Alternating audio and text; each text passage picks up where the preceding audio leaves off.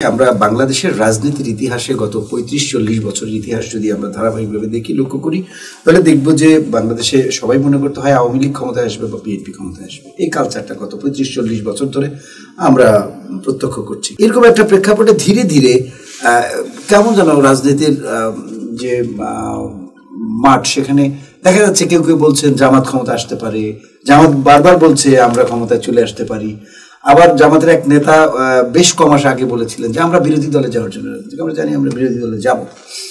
তো আপনার কাছে কি মনে হয়, এটা কি বাংলাদেশের রাজনীতির পরিবর্তন নাকি জামায়াতের উন্নতি? আমরা সবসময় গণতন্ত্রের জন্য বিএনপি সবসময় বেশি কাজ করেছেন। আমাদের শহীদ প্রেসিডেন্ট জিয়াউর রহমান, দেশনেত্রী বেগম খালেদা জিয়া এবং তারেক রহমান, ওনারা কিন্তু সবসময় গণতন্ত্রের পক্ষে, বাংলাদেশের মানুষের পক্ষে। এবং আমাদের কিন্তু তারেক রহমান সর্বশেষ বিবিসিতে সাক্ষাৎকার দিয়েছেন, সেখানে কিন্তু তিনি বলেছেন যে উনি কিন্তু বারবার এই বক্তব্য স্পষ্ট করছেন যে আমার কাছে একটা জিনিস সবার আগে, যে সবার আগে বাংলাদেশের জন্য তিনি কাজ করতে চান। আমাদের বক্তব্য হচ্ছে আমরা বাংলাদেশের জন্য কাজ করতে চাই, বাংলাদেশের গণতন্ত্রের জন্য আমরা কাজ করেছি। এই গণতান্ত্রিক প্রক্রিয়াতে ভালো কাজের মাধ্যমে যদি আমাদেরকে কেউ হারিয়ে দিতে পারে তো ওয়েলকাম।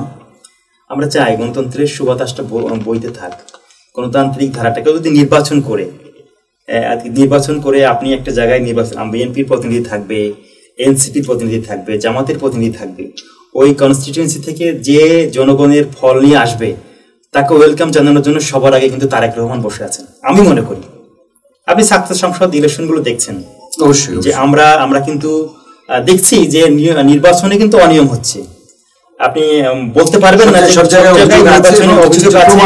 কিছু কিছু প্রমাণ আছে, কিন্তু আমরা কখনো একটি বৃহৎ ছাত্র সংগঠন হিসেবে আমরা কিন্তু কোনো নির্বাচনকে সরাসরি ডিনাই করি, আমরা বাধাগ্রস্ত করছি না।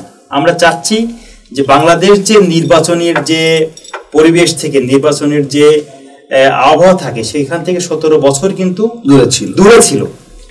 অনিয়ম হচ্ছে, অসঙ্গতি হচ্ছে, আমরা কিন্তু অভিযোগ দিচ্ছি, কিন্তু আমরা কিন্তু নির্বাচন থেকে বা গণতান্ত্রিক যে ধারা প্রক্রিয়া, সেই প্রক্রিয়াতে কিন্তু আমরা পিছিয়ে নেই। আমরা মনে করি ৫ তারিখের পরে এটাই বৃহৎ দল হিসেবে একটা গণতান্ত্রিক যে মানসিকতা, গণভোটের সময়টা নিয়ে বিএনপি এবং জামাত কেন একমত হতে পারছে না, আপনার কি মনে হয়? সেটা নিয়ে আমরা কিন্তু আমাদের বিএনপি স্ট্যান্ডিং কমিটির মেম্বার সালাউদ্দিন আহমেদ ভাই কিন্তু কমিশনে আছেন, দলের পক্ষ থেকে, বিএনপির পক্ষ থেকে উনি কিন্তু স্পষ্ট বক্তব্য দিচ্ছেন। আমরা মনে করি অন্য দল তার সাথে কেন, বা অন্য দলের মতবিরোধ থাকতে, রাজনীতিতে অবশ্যই থাকবে, গণতন্ত্রে কিন্তু সবার মত প্রকাশের স্বাধীনতা থাকবে, সবাই সবার বক্তব্য দিবে, কিন্তু বাংলাদেশের জন্য, বাংলাদেশের গণতন্ত্রের জন্য, বাংলাদেশের জনগণের জন্য যেটা কার্যকরী, সেই কার্যকরী ভূমিকার জন্য প্রত্যেকটি দল দেবে, আমরা সেই প্রত্যাশা করি। তবে অবশ্যই এই বিএনপির যে প্রস্তাবনাটি যে নির্বাচনের দিন গণভোট অনুষ্ঠিত হবে, এটি আমার কাছে ব্যক্তিগতভাবে ইতিবাচক মনে হয়। আমি জানি না কে কেমন ভাবছে, কেননা এটা খরচের বিষয় আছে, আয়োজনের অনেকটা দীর্ঘ সময়ের ব্যাপার আছে, আর এটা এই নির্বাচনের মাধ্যমে দুটি রায় জনগণ দিয়ে দিবে, এটিও প্রতীয়মান হয়। আপনাকে ধন্যবাদ।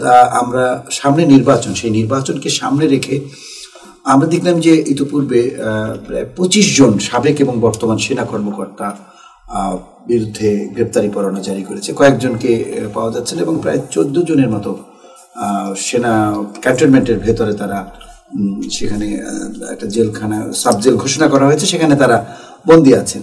তাদেরকে আদালতেও সোপর্দ করা হয়েছে, তাদের বিরুদ্ধে কী কী অভিযোগ রয়েছে সেটি প্রসিকিউশনের পক্ষ থেকে বলা হয়েছে।